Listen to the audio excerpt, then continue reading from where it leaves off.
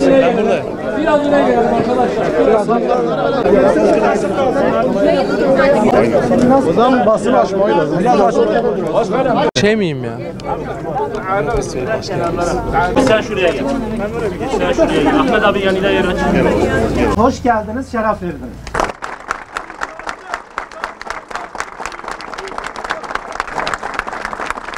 Çok teşekkürler. İyi ki varsınız.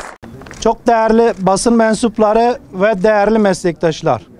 Bugün eş zamanlı 77 Mali Müşavirler Odası olarak meslektaşlarımızın artan iş yükleri, mesleki sorunlarımıza çözüm talep etmek için toplanmış bulunmaktayız.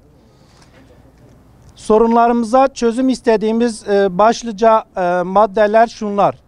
Bizler idareden kaynaklı sistemsel sorunların bir an önce çözülmesi, meslektaşların gece yarılarına kadar ofislerinde çalışmaktan kurtarılmasını istiyoruz. Ücret tarifemizin iyileştirilerek bir an önce güncelleştirilmesi, zira bu ücretler ile meslek sürdürülebilir olmaktan çıkmıştır. Mesleğe iş kotası ve yaş kotası getirilmesini talep ediyoruz. 3568 sayılı meslek yasamızın yeniden ele alınarak meslek mensubunun görev, yetki ve sorumluluklarının net bir şekilde yazılmasını talep ediyoruz. Vergi mevzuatının beyan ve bildirim sürelerinin bir an önce sadeleştirilmesini talep ediyoruz. Meslektaşların hizmet sözleşmesi ile mükelleflere ait iş ve işlemlerini yapma olanağı getirilmesini istiyoruz. Meslek mensuplarına yapmış olduğu kamusal hizmetlerinin karşılığında hazineden pay verilmesini talep ediyoruz.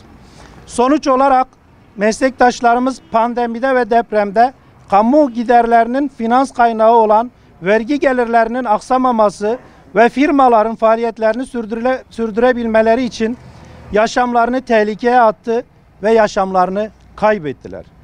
Ama artık meslektaşlarımızı kayıp etmek istemiyoruz. Sistemsel sorunlar, artan iş yükü ve angaryalardan dolayı nefes almakta güçlük çekiyoruz.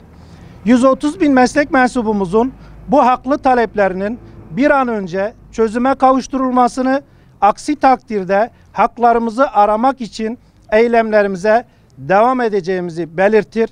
Hepinize katılımınız için teşekkür ediyorum. Sağ olun, var olun.